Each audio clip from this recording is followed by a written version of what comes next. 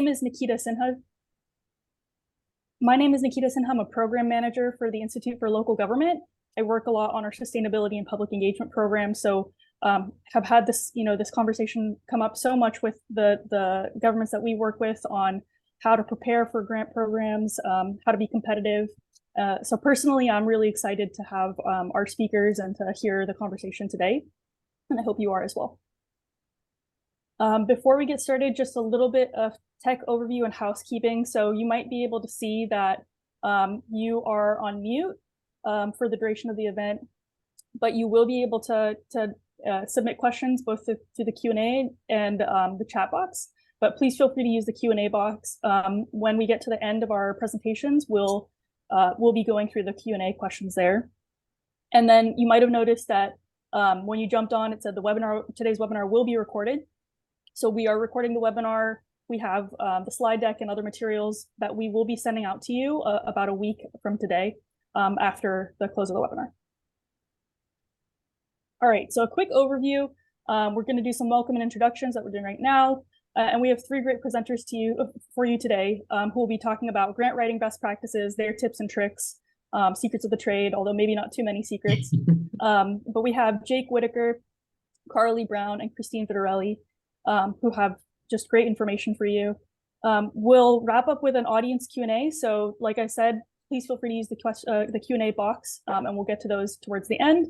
And then we'll do just a brief wrap up on how you can stay in touch with all of us before we let you go for the day. And before we get started, just a quick intro to the Institute for Local Government in case you're not already familiar with us. So ILG is the nonprofit training affiliate of the League of California Cities, California State Association of Counties, and California Special Districts Association. So we have the unique the unique privilege of being affiliated with all three of these organizations, working with cities, counties, and special districts across the state. And we do that in several different ways. So we provide training and educational resources, workshops, technical assistance across 4 different program areas: leadership and governance, civics education and workforce development, public engagement, and sustainable and resilient communities.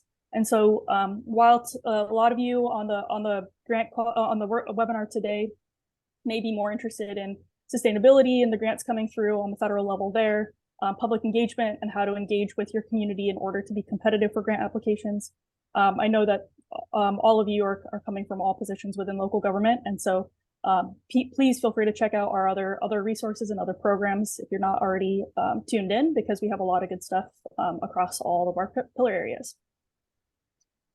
And then before we get started, we wanted to do just a quick poll just to get a read of what folks in the room are working on.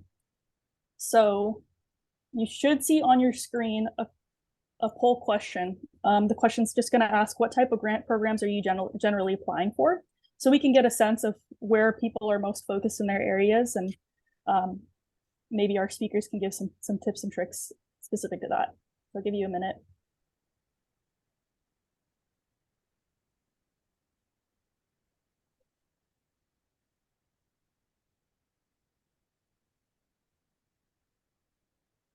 Okay, it looks like about 3/4 of our audience has submitted their response. So I'm going to go ahead and end the poll, and you'll be able to see these on your screen, hopefully. But just briefly to go over this, it looks like there's a pretty good mix. Most people are working on state, but a lot working on federal as well. And I think that reflects some of the increase in federal funding we're seeing. About 1/4 said they've been working on foundation or philanthropic funding opportunities, and then 12% other. So please feel free to use the chat box to share if there's something that isn't covered in this. We'd love to know what you're working on. All right, and then without further ado, I'm gonna just briefly introduce today's 3 speakers and then pass it off to Jake. So we're joined today by Jake Whitaker, who's the Director of Grant Services with Renee Public Policy Group. And he has a great presentation on overview of how to approach grant writing and grant readiness. Carly Brown, who's the Assistant Executive Director with the Institute for Local Government, who's going to share her experience on providing support to local governments in grant writing, the community engagement and best practices in partnering with community-based organizations. And then lastly, but certainly not least, Christine Vitarelli, who's the grants manager with the city of Arvin. Christine is just like a rock star in the grant writing world. And so she's going to share, like I said, some tips, but not all of her secrets, but definitely give you some good insight into how she's been successful as the lead and only grant writer in the city. So I'm going to stop sharing and then pass it over to Jake. But yeah, please feel free to use the chat box and the Q&A. Go ahead, Jake. Okay. Let's get this going. All right.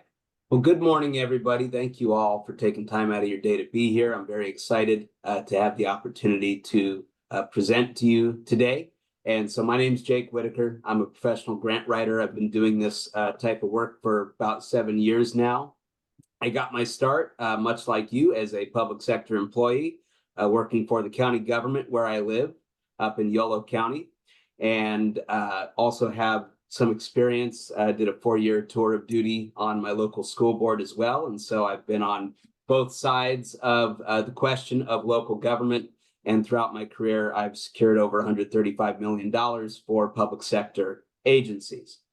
And so today I'm here to preach to you what I call the gospel of grant readiness. And it is a framework that I apply to my work now as a professional grants consultant that is really intended to focus on projects and grant programs that have the highest likelihood of success for the local government agencies that I work with. And so the outcome of my portion of today's presentation is that for you all as participants to have a strong understanding of the common competitive factors for discretionary spending programs at the state and federal level, and that you will be able to assess the competitive viability and readiness of projects on behalf of the agency that you work for to apply for grant funding. But before we really get into the weeds of the framework of grant readiness, I want to talk a bit about grant writing just at a higher level. And so some of the key elements of success to grant writing that I have found during my time working in the field is that successful grant applications require a number of things. It requires collaboration between all of the relevant departments and stakeholders that are internal to your organization.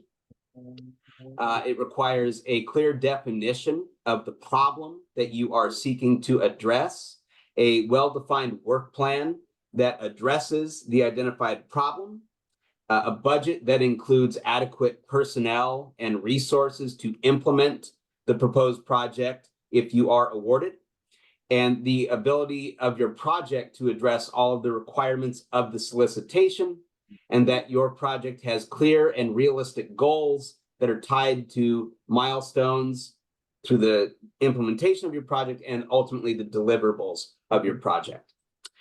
And so I think of grant writing as a more or less a 3-phased process. And so phase 1 is preparation. You're looking at the proposal solicitation documents that are published by the funding agency that you are seeking to apply to.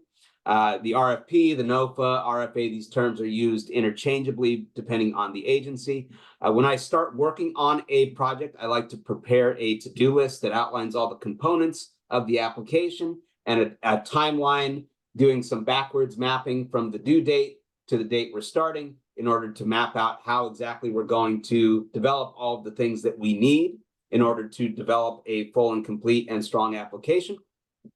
I like to do, when I'm getting started, an outline of the project narrative that takes the scoring criteria and embeds them into a Word document so that I can go point by point to address the scoring criteria. And then once those things are done, holding a project kickoff meeting to engage with all of the relevant staff to review timeline, to-do list, roles and responsibility for everyone that's going to be involved in the development of that grant application. And then phase 2 is where we spend really the most amount of time. I like to use the analogy of flying a plane. You know, you take off and you go down the runway and then you're in the air. Phase 2 is when we're in the air. And so we are developing the application, we're monitoring our timelines and deliverables to make sure that we're on track, we're drafting the narrative, We're doing ongoing collaborative review with different stakeholders that have the subject matter expertise, and filling out our forms, developing our budget, collecting our letters of support and MOUs for project partners. And so this is where we're going to spend the bulk of our time. And then we get to the part where we land the plane. And so you're in the air, and then you descend, and then all of a sudden you're on the ground, hitting the runway. You're finalizing the full draft of your proposal narrative. You're doing your quality control check to make sure that you haven't missed anything and all your I's are dotted and T's are crossed. And then you enter it into the portal or compile the application, and you hit the submit button and you cross your fingers. And so that is more or less the progression of the development of a grant application. And one thing that, again, that I think is very important as you're embarking on this journey of developing an application is understanding the scoring criteria. And so in each solicitation document, usually towards the back of it, you will find the rubric that the reviewers will use to score your application. And so that gives you a good insight into what the funder is looking for you to speak to as an applicant. And so, again, I like to really use that as a guide throughout the drafting process, because it's important to make sure that we're addressing all of the elements of the scoring criteria. And even when you have a section where you don't feel as strongly about your response, 2 out of 5 points is better than 0 out of 5 points. And so it's important to get points where you can to maximize your likelihood of success. The other thing that is really important and becoming more and more important at the state level, it's pretty much ingrained in most of the programs, but now at the federal level under the Biden administration, it's become a point of emphasis, is prioritizing applications that demonstrate a benefit to disadvantaged communities. And so there's a wide variety of different mapping tools that are developed by the various state and federal agencies that we work with here in California and nationally that classify, typically based on a census tract or census block, whether the population in that area is considered disadvantaged. And so over to the right, we have a sample from the Cal Enviro screen, which color codes census tracts based on the level of disadvantage status using their methodology. And so over here we have the city of Bakersfield, which is an entity that I've worked with quite often. And so it's important when you're going through the NOFO to identify which criteria they use for disadvantaged status, because there are, again, quite a lot of them. And here are some examples of different mapping tools that are out there. I mean, State Parks has one, Water Resources has one, California Climate Investments has their own prioritization system, Cal OES has one for hazard social vulnerability, et cetera, and at the federal level as well. And so it's important when you're looking at applying for a grant, usually one of the first things I'll do is identify which tool or process they're using to qualify for priority consideration or disadvantaged community status, and then go into that tool and identify where we can find a claim, if it exists, to that priority status. And so now getting into the topic of grant readiness, there are 3 major types of grant proposals that I've kind of broken this out into. And the first one is infrastructure projects. There's planning projects, and there's non-infrastructure programmatic type of projects. And so infrastructure projects, for those of us who are not naturally trained as engineers, can be a little bit of a challenge to get your arms around at first when it's a new subject matter for you. And so for these 3 types of grants, what we'll be talking about is readiness threshold. And so this is a term that I borrowed from the Strategic Growth Council that they use in their solicitations. And so a readiness threshold is a key indicator of a project's ability to be completed on budget, according to schedule, to follow discretionary program requirements, and to comply with funding obligation deadlines. And so in looking at a project, what I will do is, kind of run it through a set of standard readiness thresholds in order to assess whether a project is going to be competitive or quote unquote grant ready. And so for infrastructure projects, what we typically need to show for any application, although each program has its own requirements and you need to pay very careful attention to those program specific requirements, but on a more general level, we're looking for documentation of the project's need, and it is often strong to have a nexus to a larger planning document or process that identifies that project as a priority. We need an accurate cost estimate that accounts for cost escalations during the performance period of your grant. Documentation of the sources that will be used to meet your local match requirements and fully fund the project. We need to provide evidence of the project benefits. And oftentimes, and especially at the federal level, when we're looking at transportation projects, that requires a formal benefit cost analysis that needs to be completed. For transportation projects, this is often a challenge, but being able to demonstrate site control or a plan to secure right-of-way if your project for the infrastructure that you're looking to build impacts land that you do not currently own. And then documentation of project-specific community engagement efforts. And I really want to highlight the word project-specific there, because more and more agencies are looking to see and hold applicants to a higher standard of community engagement. And so, for example, we recently had an active transportation program, which is the state's main program for funding complete streets projects. And for ATP, which is a highly, highly competitive grant program, just having engagement that was part of development of an active transportation plan, while that's a great starting point, they really want to see you go out and then take the next step of talking to your community about, okay, this is the corridor that we want to focus on. These are our thoughts for the changes that we want to make, and we want to get your feedback on that. Whether we're adding bike lanes, is it separated bike lane, the various different components of those projects. And so that requires staff time and commitment in order to reach that level of community engagement that's going to be optimally competitive. And so in order to do that, one of the first steps that I think is important when we're talking about community engagement is identifying our stakeholders. And so who are the people that are going to be impacted by the project that you are conceptualizing? And think about who those people are, and then go out and engage with them. And so that includes residents, nonprofit entities that service the area that you're focusing on, local businesses, community groups, potentially other government agencies that have an overlap with what you're looking to do, and Native American tribes as well.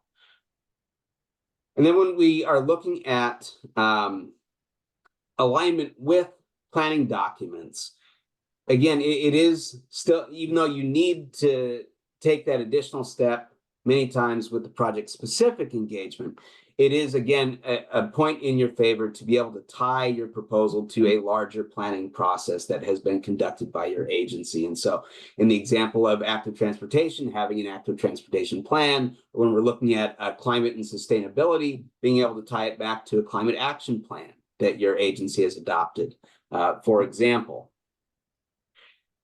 And then for infrastructure projects, again, for those of us who aren't naturally trained engineers, I think it's good to have an understanding of the different phases and the life cycle of an infrastructure project. And so pre-construction follows a natural progression where you're starting with your planning, conceptual design. You then get into your project specifications and estimates, where you start really getting into the details of that project and engineering level work, project approvals and planning, permits that you need, etc. Your environmental review. In California, we have CEQA. If you're seeking federal funds, I'd say 99% of the time, you're also going to need to look at having a NEPA clearance.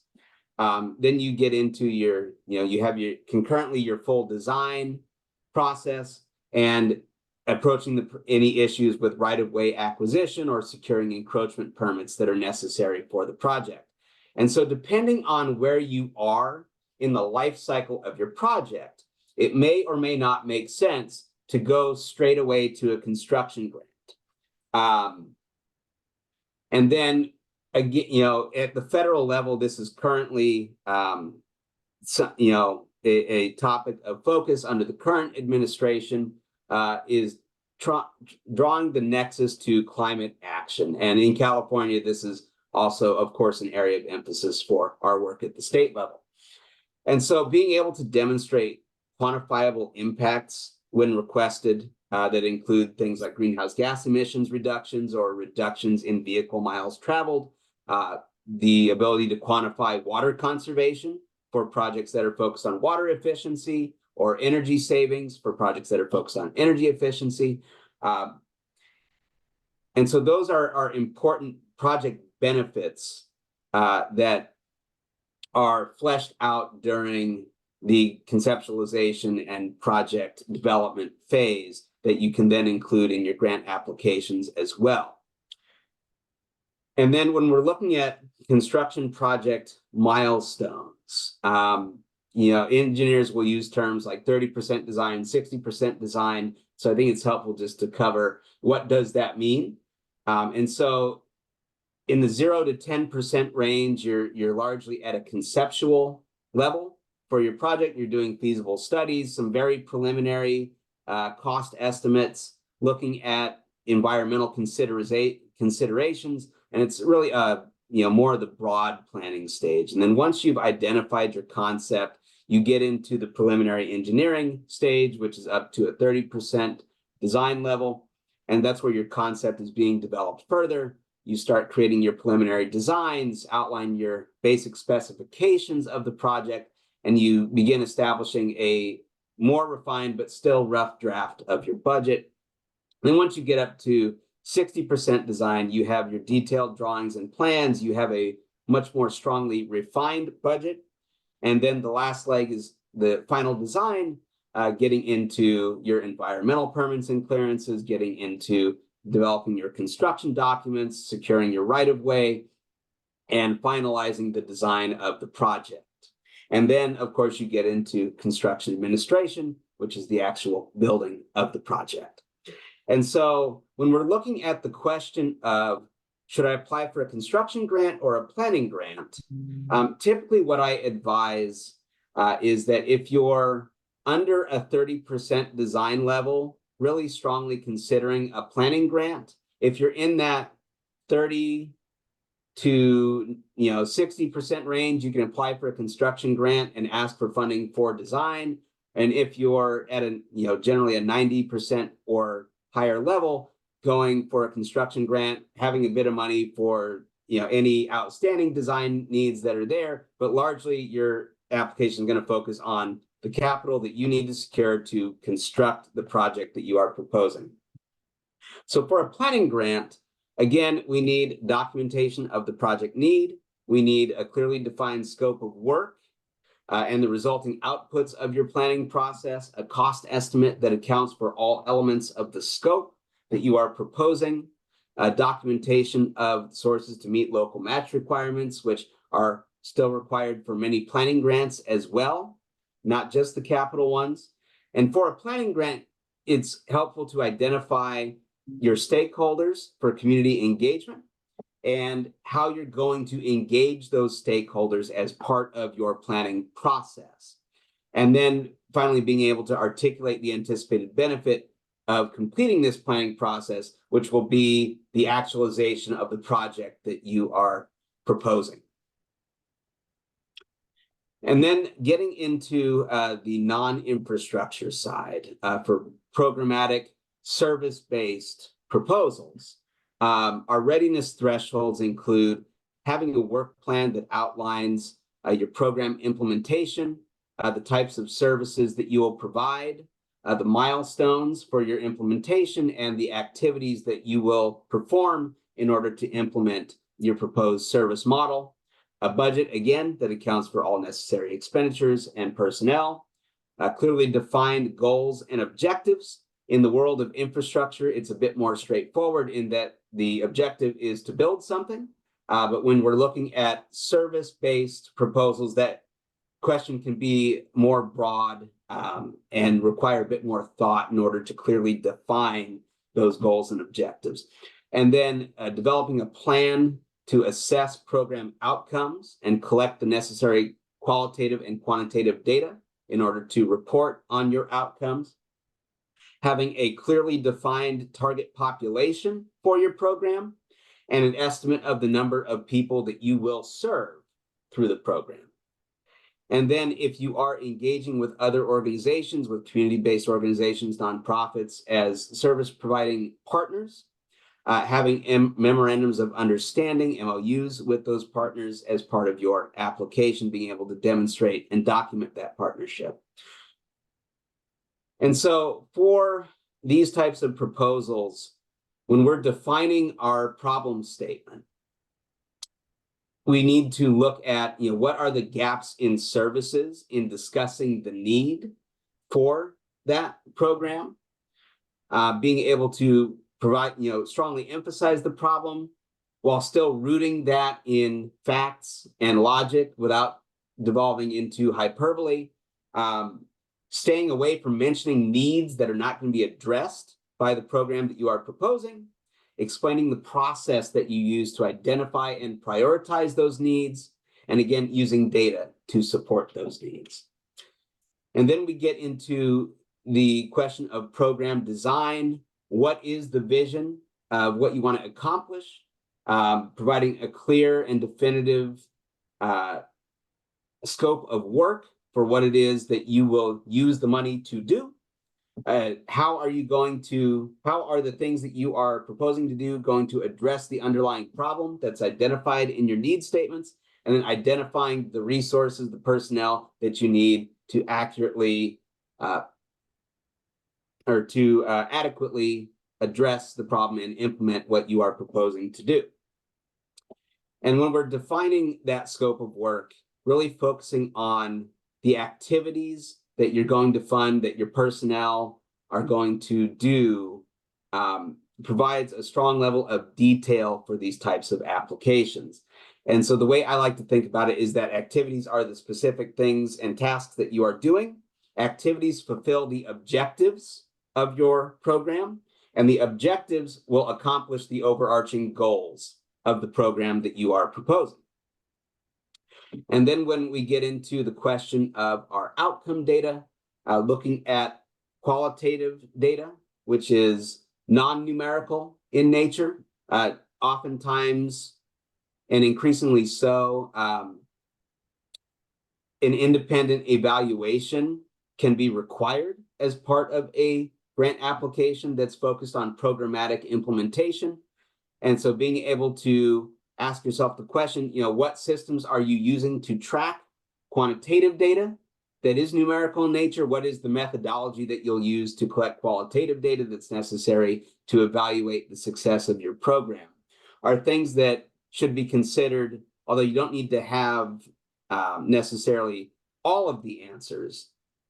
Having an idea and putting thought into this as part of your application development process can be very important and make your application stand out if you have a well-defined evaluation component to it. And so in conclusion, grant readiness is a term that I use, but I also like to think of it as a mindset that I approach to my work as a professional grant writer. And so grant readiness means that we are identifying and clearly defining our priorities.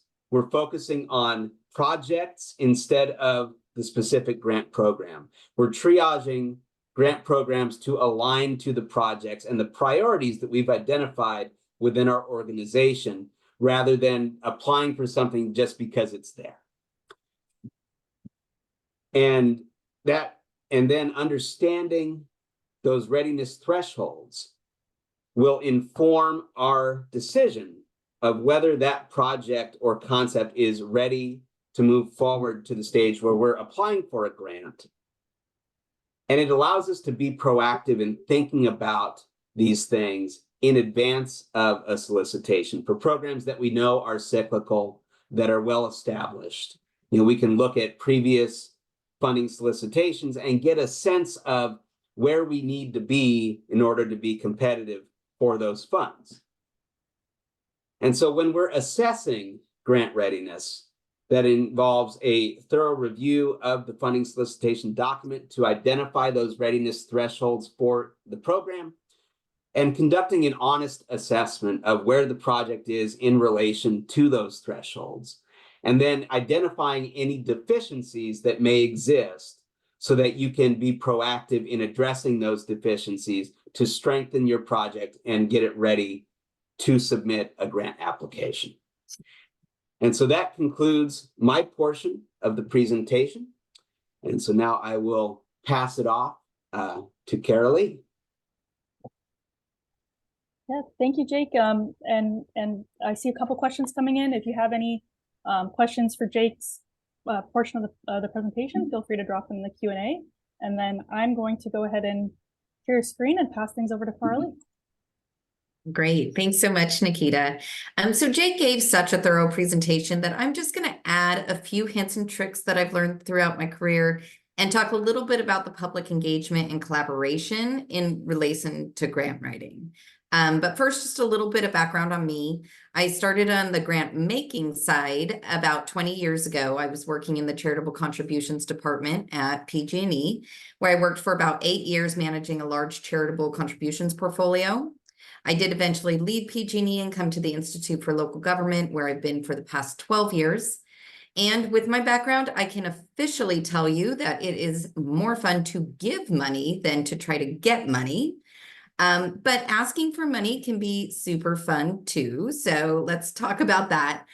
In my current role, I serve as the program administrator for several partnerships we have with state agencies to provide technical assistance and grant writing support to local governments and community-based organizations, mostly through the California Climate Investment Programs and some of the housing programs. I've done my fair share of grant writing through our Boost program, a technical assistance and capacity building program that helps local governments in a variety of ways, including the assistance with project development and grant writing. And I am proud to say that the Boost team, which includes Nikita and Melissa, who's also on this call, has helped secure more than $72 million for local governments over the past few years. So just a few hints and tricks. The first thing I would offer is, position yourself so that the grant opportunities come to you. Nikita, you can advance the slide if you want. Sign up for every newsletter for potential funders that you can. So the more information you know about the grant opportunities, the better your chances are of finding the right project or the right grant for your project. So many state and federal grant programs have newsletters for individual departments, or in some cases, they actually have newsletters for individual grant programs. There are also sites like the California Grants Portal or OPR's Federal Grant Update newsletter that consolidates a variety of open grant opportunities. So these newsletters will sometimes preview release dates of particular grants or notify you right when they open. So signing up for these newsletters will help you track upcoming opportunities as soon as they arise, which gives you the most time possible to apply. Next slide. My second tip is to take advantage of the information you could find outside the RFP. So if there's a webinar, attend it. If there's a program manager listed for the grant, reach out to them and see if they would be willing to chat with you about your project. If there's technical assistance offered, apply. If there's a Q&A document, read it. So take advantage of any inside information you can get. You will find valuable nuggets of information that can help give you an advantage over others if you just look for it. Next slide. The next thing is to start with the scoring rubric. And I know Jake mentioned this a little bit, but I really emphasize this point. I think we all get excited about our project and then we just start writing the grant, but often there's high point value sections in the scoring rubric that you may not get a high score in or that you may not qualify for. Or you may just be a little shy of getting all of the points in each section, but those few points in each section can really add up. So I always encourage grant writers to self-score their project to see if you would be one of the top scoring applicants. If available, you can look up past grantees and their score to determine the minimum points that may be needed to be competitive. If you're not competitive, just really think twice about investing the time to apply. I know Christine's cringing on this right now because we don't totally agree about this, but I equate applying for grants to gambling. So if you have the resources, in this case, time and gambling money, and you can benefit in any way. So if you're like, I have free money, I can gamble, this is going to be fun for a few hours. It's not a big deal if I lose that money. That's great. But we work with a lot of low capacity local governments. So if you're investing your time and you're sacrificing something else that is really important to spend time on, and you're not the most competitive, I just really caution you to think twice about it. There may be some other opportunity for which you're more competitive, so spend your time there. So if you don't have the time or aptitude to write grants, you can also consider hiring a consultant. I know they seem costly, but it will be much less costly in the long run if you have to, sacrifice your day job just to get these grants done. Next slide. Once you've decided that you are competitive and you're going to apply for the grant, as Jake said, create a checklist for everything you need. I always encourage grant writers to send out their asks from other people first. So the budget and the letters of recommendation are often those things that we always wait for the last minute to do, but they're often the things that take the longest time to complete and they rely on other people. So I start doing those two things first.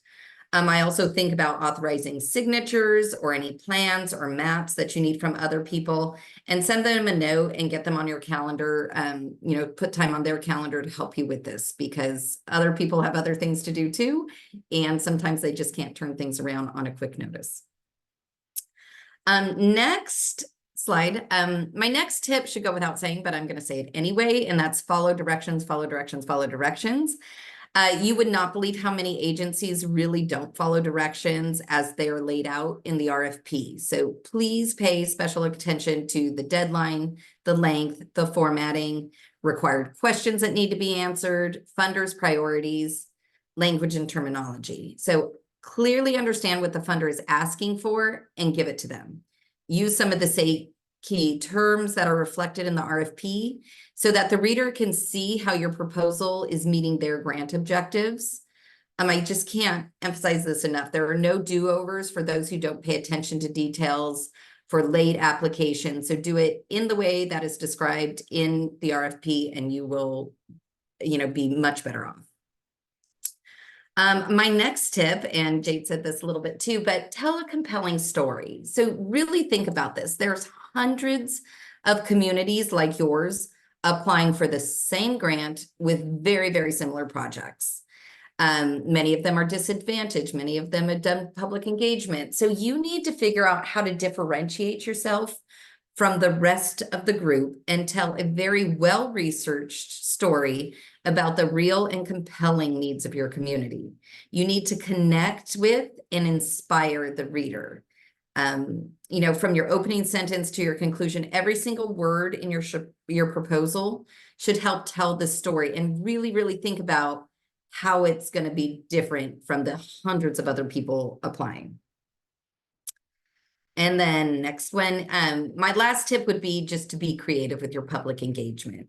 As Jake said, public engagement is becoming more and more important in the grant writing and scoring criteria. So it must be something that you're thinking about and acting on now. So the standard surveys and community meetings aren't really going to make you stand out. So just think about unique engagement strategies that not only engage and inform, but actually empower your community. So in the past, I've included youth drawings or videos, add colorful pictures like this one you see on the screen that show how the community is supporting and even leading that project. As we think about successful public engagement for grant writing, there are 3 rules, and Nikita, you can advance the slide, that I live by. So first, the public engagement goals should align with your overall project goals and your agency values. Next, understanding the diversity of your impacted community helps ensure equity in your project and in engagement. And lastly, ongoing relationships and community-based organizations and community leaders are they're just essential. It's not a nice to do these days. It's absolutely essential. Next slide. So many grant opportunities arise with very, very short timelines. And so to authentically engage your community about a specific project. So we recommend that you develop and maintain these ongoing engagement with your community. And this can be done in a variety of low cost and low effort ways, like tabling at a community events, offering to, get together on a Zoom call, hosting coffee talks with key community leaders. So all of these things kind of help you keep the pulse on what your community wants and helps you develop an ongoing relationship and trust with your community. So when you need project ideas or when you need, informed engagement about very specific projects or a letter of support for grants or stakeholder input, you can make a couple of quick calls and get what you need quickly because the relationship and trust is already there. And I just want to note that, some communities have very visible community-based organizations and active advocacy groups, while others just don't have any, or that they're very hard to find. So knowing in your community is an important first step of any engagement.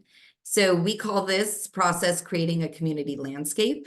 And ILG has rated many of these for local agencies, but you can certainly do it yourself. So whether you're a new agency or have been there for many years, this exercise of documenting who is in your community is just vital to having really inclusive and authentic engagement. So what you're going to do is you're going to be looking for advocacy organizations, government agencies and schools, community-based organizations, service-based groups, faith groups, neighborhood organizations, or even just a subset of really active residents. And we encourage you to conduct online searches, ask friends, ask coworkers, ask the groups that you talk to if there's any other groups that they know of that are active in the community and possibly interested in partnering with your organization. Very, very important. So once you have your list, then you can think about who you're already engaging with of those groups and why you're not engaging with some of those groups. So you can assess the barriers, identify the allies, and then just go to them.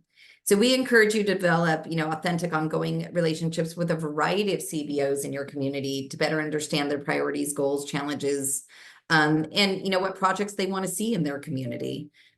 For these engagement activities, because there's so many projects and plans going on in your community. That also require engagement. It's just becoming more and more important to partner with other groups on engagement efforts because residents are really becoming increasingly exhausted with being engaged. We call it engagement fatigue. And, they're asked the same questions over and over. Where do you want parks? What do you want in your parks? That kind of thing. So be really thoughtful about how and when you engage your community and look for opportunities to collaborate with other organizations that already are engaging, whether they're offering, food delivery services, or they're, talking about after school programs, to try to streamline and coordinate those efforts. Because having a trusted community partner to help you plan and execute engagement activities is just a huge asset. I will note that some CBOs are easier to work with than others, but I caution you not to rely on just a few, but to really truly be equitable in your public engagement strategy. You really just have to, communicate and engage with diverse groups in your community. And Jake went over some of these, but there's many different groups to focus on. There's immigrant communities, there's multicultural groups, there's renters, there's youth, communities of color, seniors, unhoused communities, people living with functional needs, low income, Native American or Indigenous tribes, transit dependent populations. Many of these grants have a clear definition of what they consider to be disadvantaged, but we encourage you to think about all of these other groups and really make the case for other marginalized communities and how your project might help support their needs. Definitely be authentic and inclusive. So many programs focus on disadvantaged or marginalized communities, while many of our local governments have become really versed in identifying who those communities are. And Jake referenced a bunch of tools that can help you figure that out. Many are still struggling about how to authentically engage them and advance these equitable outcomes. And I just will say that, to really achieve equity it's going to take more time and resources to engage those groups that have not been engaged in the past. So it should be considered early in the development of your project or grant writing process. You need to build trust with these communities. So marginalized communities exist because of historical exclusion. So naturally, they're going to be more apprehensive in speaking with you. So you need to approach them with kind of that open and honest communication. It's super important. You need to set expectations and goals early and genuinely involve them in the process. The approach should be to learn what factors might be affecting these communities and listen to them, listen how things are going to affect them differently, and listen to what their needs are. I would say that the goal must always be to prevent or mitigate adverse impacts or unintended consequences on communities of color or other vulnerable groups. So just be really, really thoughtful about how you do engage and when you do engage and your capacity to engage with them, because the worst thing that can really happen is that you start an engagement and then things happen and then it falls off and you aren't really able to be authentic and sustainable with it. One of the best checklists I've seen, for engagement, it was put out by NOAA, the National Oceanic and Atmospheric Administration. They develop a really great resource for their grant seekers. It's a checklist that helps ensure that community engagement is central to the design and implementation of these grants, and it gives you kind of like a good, better, best approach to it. So it's great to kind of go through that and really think about how you are not only just maybe informing or asking your community questions, but how you're really empowering them and collaborating with them for these grant proposals and different projects. Another great resource is ILG's tier training. It's a comprehensive 2-day training that walks you through how to develop and implement authentic and inclusive public engagement in your community. I would encourage you to attend these. I think we have another one coming up at the end, towards the end of the year. You can really apply this to your grant writing strategy, and I think it will really boost your engagement efforts. I think that's all I have today. I want to leave time for Christine, who is really the master at capturing the grant funds. So excited to hear from her. Thank you. Thank you, Carly. And we'll pass it over to Christine. There you go. Thanks, Christine. Okay. So hi, everybody. My name is Christine Vitarelli. I'm the grants manager for the city of Arvin. And Arvin is a very unique community. And so one thing I do want to tell you is that if I could do this over the last 8 years, you most definitely can achieve your heart's desires when it comes to grants. To give you a little background of our community, Arvin is a small rural DAC. Our population is under 20,000. Our little city is only less than 5 square miles, 94% Hispanic, very low income, majority or a third of the people living in poverty. And on top of that, we have all these lovely environmental challenges, including air pollution. We're in a non-attainment area. Our current PM 2.5 is 98.1%. Lack of clean drinking water has plagued the community. We have TCPs, we have pesticides. And then when I started working here 8 years ago, we really don't have a sufficient tax-based revenue. So I was told to start working on these grants with no match. And I had to do that for several years until we developed enough funds. And without saying it, limited staff capacity. So I am the only one in the city who writes grants and manages the grants and implements the grants, along with perhaps the engineering department. Here's an example of how you may be dealing with resident challenges and solutions. And these are solutions that were specific to our community. So the vast majority of residents here only speak Spanish. At least 50% of our resident population requires translators. So how we dealt with that was to conduct outreach in Spanish and English and have translators at every outreach event, and also providing flyers and information to the community so that they understand about the outreach and what's coming up. Most of our residents have fairly low paying jobs. They're, in construction or out in the field working to pick vegetables and fruits. And one of the things that we've worked on in the last couple of years was to develop a workforce development program with Kern Community College, and to offer paid training opportunities where they could afford to take these courses for career opportunities that they otherwise wouldn't have an opportunity for, and to pay them an internship or stipend during this training so that they can afford to feed their families at the same time. Really, there's been very limited opportunities for career training and economic development in our little city. So what we did is spent many years working with Kern Community College District, and I'm happy to report that next year we have a new Arvin Kern County Community College being developed right here. So our residents can have these opportunities for career and training, even if they don't have transportation to the college, because we will have a new college here in Arvin. Another common thing that you see, which is interesting in agricultural communities, is that it's typically a food desert. There's a lack of fresh food and healthy food. So we've had to do a lot of collaboration with food banks. We also established a homeless navigation center. We work with organizations such as CAPK to bring in food. And why is this important? Because you may be writing for grants related to providing services for disadvantaged residents.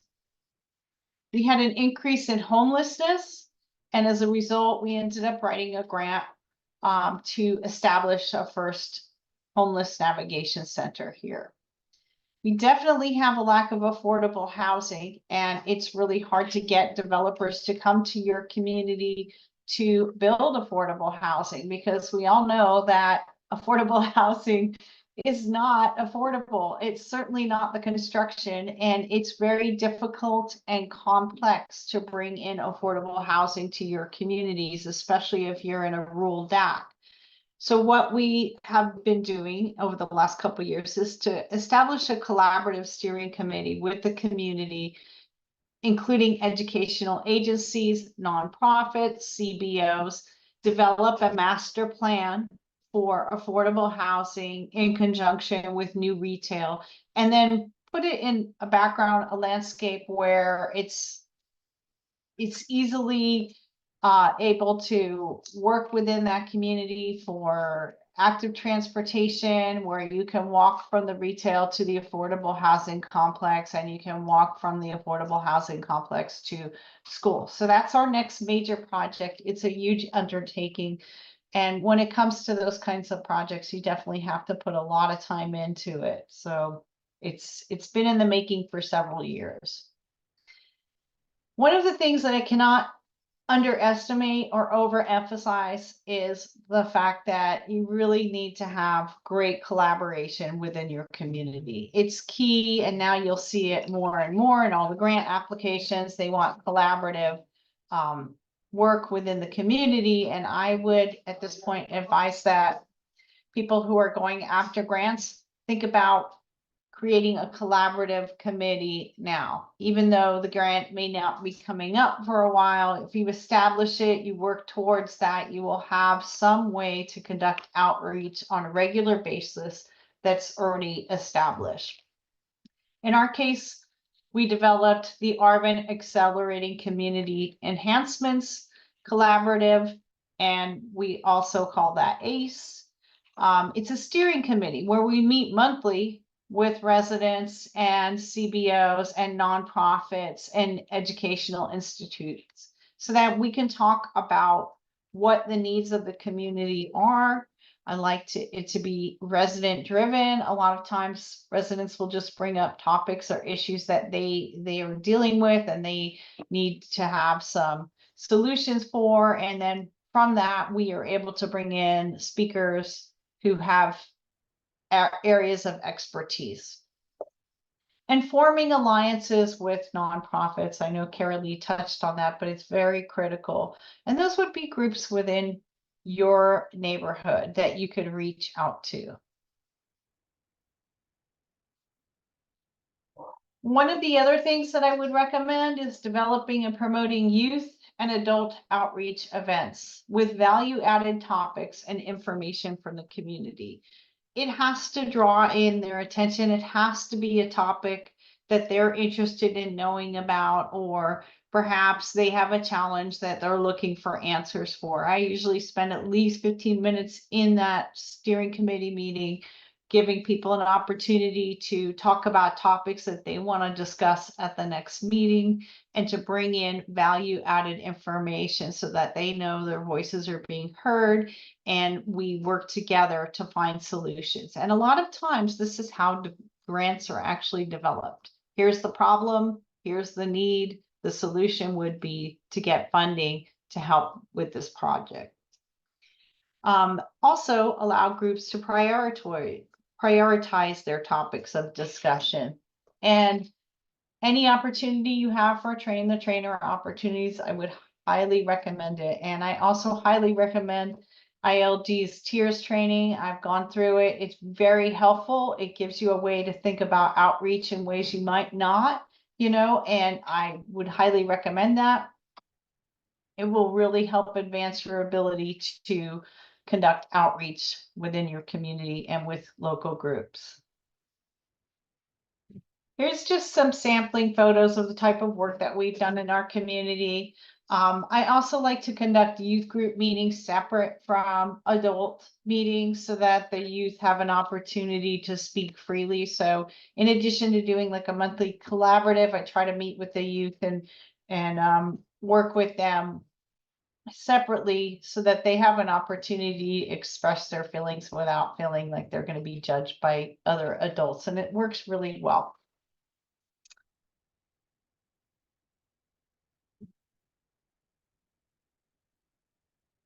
Another thing that you definitely need to consider when it comes to grants is budgeting.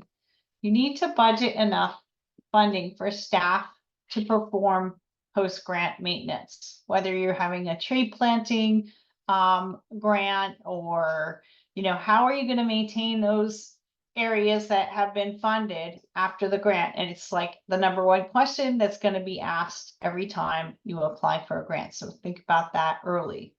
I like to add to the budget to add staff for bringing in either part-time or full-time positions for project implementation, reporting, and invoicing, and know in advance who is going to be doing that work. Currently, the larger projects that we're working on, we are actually adding positions for the duration of the grant term to make sure that we have enough staff support. And in a small community, you really need to think about that, because it can't just be you. I am a victim of my own circumstance in that I have actually written so many grants now, and we've obtained them where now I have to manage them all. And like, how is that going to happen? So it's difficult, and it's important to add budget for extra staff that will allow you to help do the work as your granting pursuits grow and get bigger. Also consider estimating contingency, especially on any construction project. I always want to do that because large infrastructure projects, or even small infrastructure projects, the cost for pre-COVID versus post-COVID construction has grown enormously. I had some projects that we wrote prior to COVID that we are implementing, after COVID or in that COVID window, and the costs have gone up by 20-30%. And so I would always consider in your budget to add some additional contingency so that you have enough to complete your project.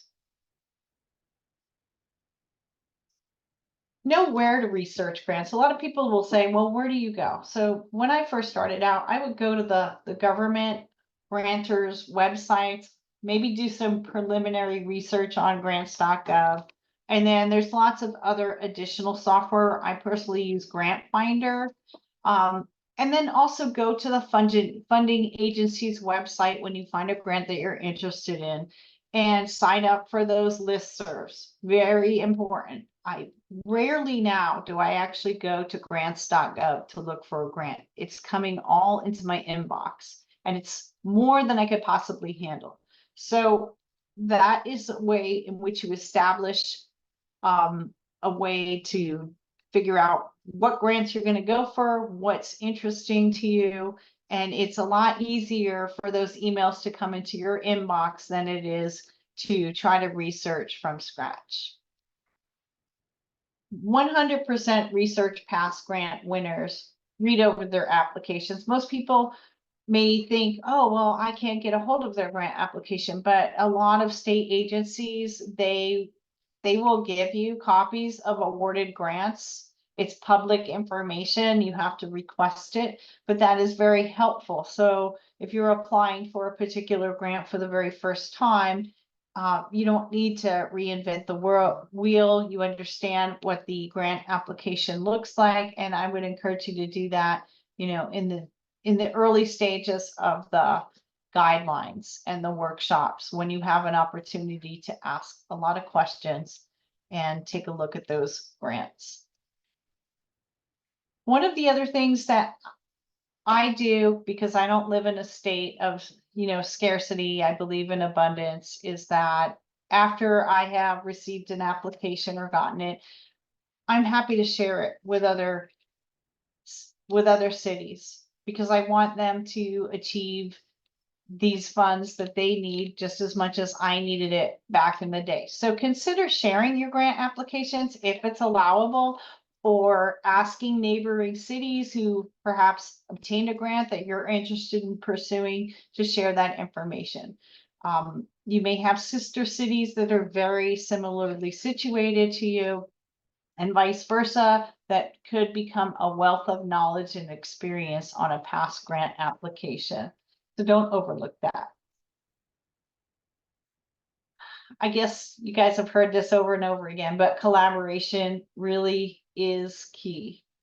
Find out if there's a local youth group in your high school, or perhaps CBO youth group. Communicate and work with environmental justice groups. Arvin is part of a Kern County MPO, so we also get a lot of information from the MPOs, and we also do outreach with our local MPO, local school districts, college district, school administrators, to encourage participation in workshop. One of the things that we do here is, if I know we have a workshop and it's going to impact kids, or perhaps it's an active transportation grant, we will create flyers in Spanish and English. I will bring them over to the school district. They will put these flyers in the kids' backpacks. And that's just a very simple way to try to conduct outreach and get people to the table that you need in order to pursue grants. I believe in holding the workshops in a majority language. So most of our workshops here that we conduct in Spanish, and then I have the translator translate to English. I think that earns trust. I think it shows respect. I think it's culturally respectful. And I feel that people listen more in the workshops when you're speaking their own language. Offer meals, snacks, childcare, translations, stipends if you can. Currently working on a couple grants where we're actually putting in stipends in the budget so that we can continue our collaborative efforts, and then residents can be paid for their participation. It's not a ton of money, but you know, $50 or $70 per meeting over the course of a period of 3 years is helpful, because they may be missing out on work to attend your workshop. So, and I think it's also considerate of the fact that we work in a community where many of our residents are low income, and so it's helpful. When considering federal grants, be prepared for federal overlays and grant requirements. Federal grants are a completely different animal than state grants. They have additional requirements, become knowledgeable in those. There's federal grant writing courses that you could take. Really important because the overlays and the requirements on a federal grant require extra work and extra staff. And if you are successful in obtaining a federal grant, they expect you to know what all those CFRs mean, what your obligations are going to be, and in particular, procurement of projects such as infrastructure are going to have all kinds of overlays, including disadvantaged business enterprises, ADA, and it just goes on and on and on. So familiarize yourself with federal grant overlay requirements and budget for additional staff needed to assist you in the implementation and procurement. One thing I did want to mention is that the current state budgets have been cut and there's a ton of federal money out there now. So it's going to be very tempting to apply to these federal fundings where there's billions of dollars out there, whereas the state budgets have been cut and there's going to be sort of a shortfall on state funding over the next couple of years. It's very important that you make sure you have the staff or consultants who are knowledgeable in federal construction and procurement regulation, and be prepared ahead of time. If you're considering large federal dollars, please think about it now and how you're going to attack that, what your needs are going to be, and what those overlay requirements are going to be. No one person can have knowledge in all these areas. It's really difficult, but you can arm yourself with staff who has knowledge, such as an engineer who has knowledge of these federal requirements, consultants. There's a lot of TA available with a lot of these federal programs right now, so that's extremely helpful to take advantage of the TA and get involved as much as you can in the early stages, such as the development of the guidelines.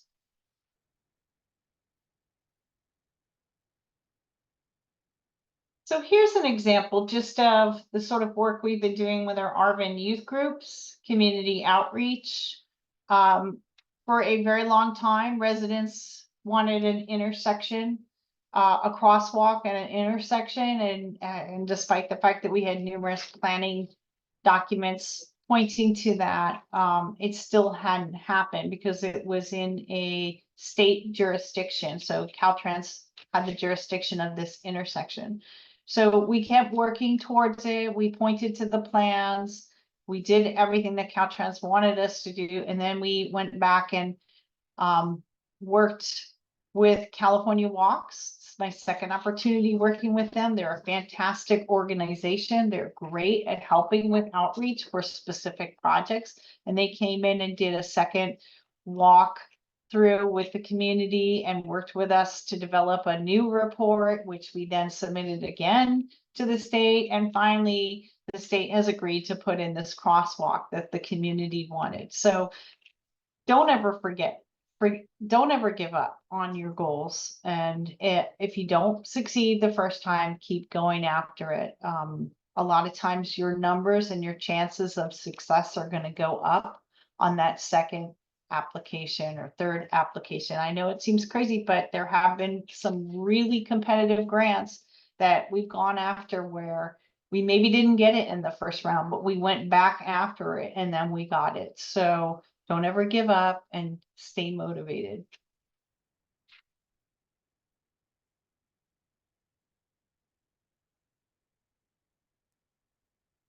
Great, thank you so much, Christine, for some really amazing insights into how Arvin has been able to be successful. Love the shout out to California Walks. I was formerly a part of their team, and they do really great transportation workshops, and so much more, Christine, about holding successful community meetings and building trust and strong relationships. So thank you for that. And what we'll do now is we'll transition to the Q&A. There's a lot of great questions that have come in. And I know, Jake, you've been able to answer a couple of them in the Q&A. So folks, please take a look at that. And we also had some that came in before. So we'll get through as many as possible. But please feel free to use the Q&A box. But let's start out with this one. And so we've talked a bit about community engagement, how to build trusting relationships, and how to hold community meetings that are respectful and honoring the needs and the priorities of residents. But I wanted to pose this one: how can agencies also work with their council and their leadership to start to get them involved? And are there any examples that any of you have for that? And maybe I'll pose this one to Carly. Yeah, I could say, in our boost with the city of Rialto, we actually created a process for granting the council wanted to be engaged in what the grants were, but it was a process that was taking just too much time. So if you're going to wait for the next council meeting to discuss the grant to get approval to apply for it, often is too short of a turnaround to accommodate all of that. So I would just suggest, finding a more informal way to notify the council about the grant opportunities that you're interested in, kind of get that pre-approval. But also, I know a couple of the speakers said, those collaborative interagency groups that work. I think if you have the department heads from all the various departments really talking and collaborating on what grants the city as a whole or county as a whole is going to go after, I think it's very helpful. Great, thank you. Christine or Jake, anything to add there? Well, this one, maybe Christine, I can pose this to you since you've worked with several nonprofits and CBOs. So there's a couple different questions that have come in related to this. First is, do you have any examples? I think you shared a couple examples of successfully working with them, but one came in through the chat, basically acknowledging that some grant programs now require for a nonprofit or a 501c3 to be the lead agent, or sometimes to be a partner agency on the grant application, where the city may be the fiscal sponsor or the nonprofit may have another fiscal sponsor. Can you share any experience that you've had with those types of grant applications and how you approach those partnerships where the lead agency on the application really depends on the requirements? Well, it's complicated, but we are in fact working on a grant that is exactly that. So we have the lead applicant cannot be a city, it has to be a CBO. And then there's statutory partners as well. So, and on top of that, it's a huge amount of money that we're pursuing. So we also need a fiscal agent because the budget we're asking for far exceeds our yearly tax revenue. So with that, I would recommend that whoever you choose as your fiscal agent have a long history of capacity and deep pockets, right? I don't know that the fiscal agent should always be a CBO, but in our case, it's institution of higher education is our fiscal agent. And then we have also incorporated a CBO, a nonprofit, as the statutory partner. It takes some level of trust and developing that relationship before you go there. But I think it's absolutely critical if you're a small community and you're trying to go after these big dollars, right? So our fiscal agency had $150 million worth of grants in 1 year last year. So I feel really confident that they're going to do a great job at being the fiscal agent. And you can also wrap into that fiscal agency tasks such as grant oversight, which I would absolutely recommend, and that any other parties that you're in an agreement with, that that the fiscal agent review all of the billing and all of the work before it goes out to the grantor. So that's a way to ensure compliance with your grant, especially when you're talking a lot of complex grants that are involved with a ton of money. So I would recommend that. And then absolutely you will need a memorandum of understanding for that relationship. And it needs to be passed by your board. If you're a small city, it needs to be passed by the nonprofits board and whoever else is involved in that collaborative. And that is very important. That is actually one of the things that we do first. Speaking of things we do first would be that MOU. Because until your council and your board members sign that, you don't have that memorandum of understanding. And that memo of understanding will specify the roles of each partner and what they're going to be doing. And it just clarifies everything. It's a lot of work on the front end, but once you have a really good template for that, you can apply it to different grants. Yeah, thank you, Christine. Definitely, grant programs have varying requirements on the MOU, the partnership structure, and what needs to be signed and authorized by whom beforehand. So it's a great tip to look at that first. Carly, did you want to add something there? Yeah, I would just add that, you know, sometimes those higher levels of learning, they do take a big chunk of admin.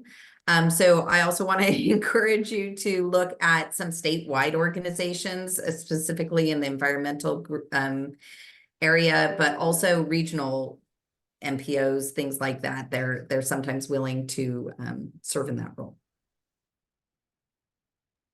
Great. That's a great. And then one more that came from, so Christine, you touched on a little bit about bringing in consultants, especially with federal grants that can be more complicated, have a higher administrative burden, or just be more challenging overall. You already touched on having consultants or support in applying for those, but I wanted to pose this to Jake as well. When should an agency consider hiring a grant writing consultant versus applying in-house? Yeah, so I think that there are a couple of important considerations there in terms of the agency's internal capacity. And what I would say as a grant consultant, on the other side of that question, is that just because you hire a consultant doesn't mean that you don't have to do anything. And so sometimes there can, you know, in terms of establishing roles and responsibilities, I think it's very important when engaging with a consultant to be very clear about roles and responsibilities of the agency and the consultant. But at the end of the day, you all are the ones working on the front lines of the communities that you serve. You live and breathe that work every day. And consultants can do as much as they can to educate themselves on your community, but there is no replacement for that intimate knowledge that you all have as part of the grant proposal development process as well. And so just kind of thinking about a couple of, you know, whether you're going to do it in-house or bring in a consultant to help you, I think it depends in large part on your staff capacity and the complexity of the grant. And when you're looking at the complexity of the grant, is it something that you have the capacity to still be part of developing rather than looking to hand off the entire project to a consultant? And then, you know, Carolee had mentioned that there are technical assistance programs that are available. So especially, you know, with some larger EPA funds that I'm currently working on, we have myself as consulting and my team doing consulting work with local government agencies. We have technical assistance provided by the Strategic Growth Council, and that is all coming together to support staff at the agency who are getting us the information we need for these large applications that I believe Christine is also working on one as well. And so, especially for those really large federal ones, I think that there is value in bringing in consultants. But I think also assessing, you know, what your capacity is in-house, what do you have the ability to do, and looking at the requirements of the solicitation and saying, okay, is this something that we can do, or do we need assistance? Christine, do you have anything you want to add to that? Well, I would absolutely say never just hand over your project to a consultant because you may end up with a grant that you don't want to implement.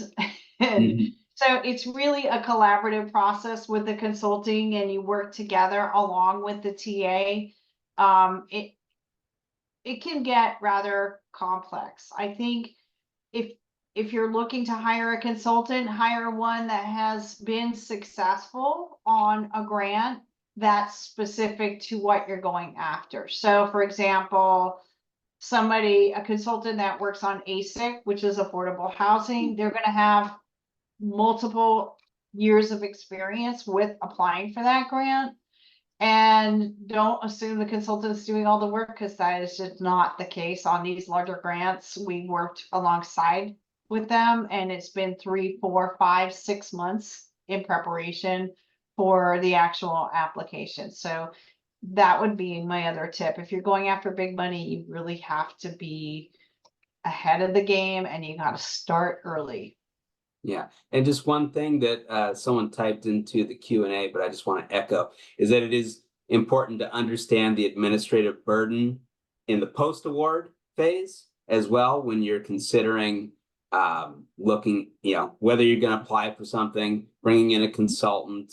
And, some people do bring in consultants to help with the management piece, but at the end of the day, as an agency, you are the one who is responsible for the accuracy of that information that is reported. So. Great, thank you both so much.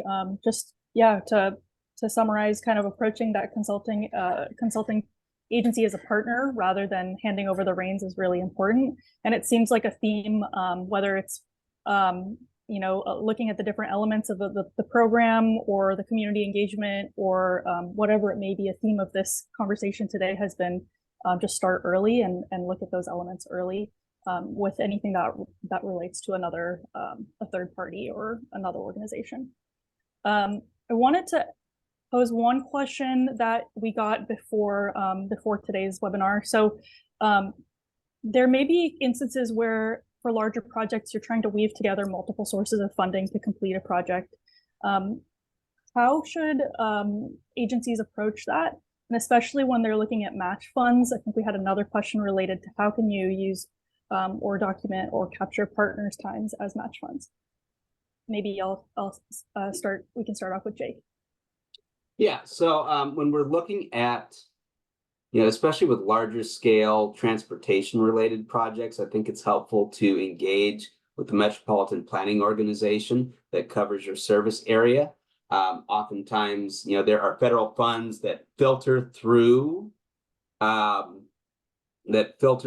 MPOs that can be used as part of your larger capital stack to move a project forward. If you're pursuing federal funds in addition to that, you have to be mindful because there are oftentimes caps on the amount of federal in aggregate that can go into a project. You can also look at using state funds as a non-federal match. And, to Christine's point earlier, having funds that are locally sourced that you're able to use as a match can be a make or break situation for whether or not you're able to apply. But it can be a bit tricky because typically these larger discretionary federal grant programs want to be the last money in. And so when you take it to the feds, they want to see that you have everything else worked out first. And then if they give you $5 million, the thing's going to get built, right? And so that can be a challenge when you're looking at how to strategize around that larger capital stack, and something definitely to keep in mind when you're looking at that. Yeah, and I would just like to add that on these grants, I usually start working on the match before I actually apply for the grant. So that means sometimes that you have to review guidelines for grants and prepare, and maybe not apply this year, but prepare to apply the following year, and then spend the 6-8 months, a year establishing your match. So going after all of the grants. I mean, I have one particular grant that's a federal grant where I have 7 different matching funds. So that's exactly what we did. We started with all the match funds, developed them. Some of them were just simple allocation money that I knew I could get from transit every year. But I started building that, putting it in a spreadsheet with the idea that the following year I was going to go after this program, because then we had our 25% match, which doesn't seem like a lot of money, but when we're talking $3-4 million, that can really add up. Yeah, and especially for smaller agencies, this can be a pretty significant challenge. Depending on the size of the agency, I've seen, mid-sized to larger local governments will put money in their capital improvement budgets for grant matching funds. And so that's something to consider as well. But to Christine's point, it may take a period of time to build that up as a smaller agency so that you have those resources available. Yeah, I mean, there are things such as like an affordable housing trust fund. We haven't done that yet because you need to work on your housing designation, apply for that, and go through this whole process, which we're in the process of. But if you are lucky enough to have work for a community that you can put some money aside for a match or request it in the budget, that's great. But initially, in the first couple of years working here, we had no match at all. So I had to use one grant or two grants or three grants to be the match to the other grant, right? And that's basically how we started building. Yeah, thank you both for that. And I think also just as something that stood out to me, Christine, is that you mentioned that you're sometimes looking at these grant programs 6 or 8 months ahead of time. And I know that's a question that's come up from a lot of our audience members of how can you keep track of grant programs? So just as a reminder to folks, I think in all 3 presentations, there was some great links and some pointers on how to track grant resources. Jake also dropped in a link into the Q&A chat, which we'll send out afterwards about grants that he's been tracking. And I know we have really limited time, so I wanted to end on a question that maybe we could go around and have each of you answer. There's a lot of folks on the line who are new to grant writing. What's one piece of advice that you would give to new grant writers? And maybe we'll start with Carly. Well, I think I said this in my presentation, but read every piece of the RFP and follow the directions. I literally cannot say that enough. People skip and skim. You should go through with a highlighter, note all the font sizes, note all the paper, the length, all the attachments you need, what attachments you cannot include. Follow directions is my tip. Christine? Well, for a new grant writer, I would recommend that you sign up for a grant writing course. So I attended back in the day Grant Writing USA. They had an introduction to grant writing course, and they also have a secondary course that's like federal guidelines. That's the whole thing. The whole course is like a week long and it's all federal. So I would recommend that you look for a training course and ask your agency to fund you going to school and taking some of this coursework. It's not that lengthy. It's maybe like 4 or 5 days per course, but I think that will give you the confidence that you need. I think it will also give you resources. I remember that they sent me back with like a 5-inch notebook of all kinds of resources. So very, very helpful. You don't have to do this yourself. The other thing that I have bare recollection of doing was following other city organizations around. So I went to the grant writer of an MPO and literally shadowed them for a week. Then I went to the grant writer of a city and shadowed them for a week, because I was really nervous when I first started out, and it was very helpful. Shadow and ask for help. Offer something. So, hey, I'll come work with you. You show me what you're doing, and I'll help you on your project for a week and get different levels of exposures. Perhaps join a grant writers meeting group. So that's something that we established here, was to get a bunch of grant writers in our area meeting monthly for lunch. And that's very helpful. And that's another way you can learn. So that's it. Great. I love the collaborative mindset and the abundance mindset that you've been mentioning. And Jake? Yeah, so I'll just quickly, I'm also a Grant Writing USA alum, so I will second that. It is a very high quality training. But I think what I would end on as advice for new grant writers is don't let competition scare you. What you're getting into is a competitive process. And often, and especially in California, sometimes seeing the amount of money that goes into places like Los Angeles and the Bay Area can be somewhat intimidating when you know that is your competition. But if you have a strong project and have really thought it through, have gone through, you know, the assessment of grant readiness, you've done the prep work, you've been working on it, you can be confident that you're going to be able to go in there and tell a good story and make a good project pitch. And so don't let that deter you. And like Christine said, sometimes you have to do it 2 or 3 times before you get funded. I've had applications where I've submitted it, it didn't get funded the first time. I've gone back and done a debrief or gotten the scoring notes from my application, and I address those things, and you go back and you get it the next time. And so that would be my advice. Great, thank you, Jake. And hopefully after today's presentation, you're all feeling like you're well prepared to submit those competitive applications, whether it is that first time or not. And so as we wrap up, I just want to once again say, if you're connected to the ILG network, stay connected with us. We love to hear from you. And if you're not, please feel free to check out our social media, our newsletter, our website. We have so much great stuff coming up through the rest of the year, and we'd love to see you there. Once again, our recording and our slides will be sent out about a week from today, so keep your eyes out for that email. And I just want to say a huge thank you to our wonderful speakers who have provided so much great information. And thank you to all of you who have joined us here today. This is our contact information. Please stay in touch, and we hope to see you on the next one. Thank you, everyone.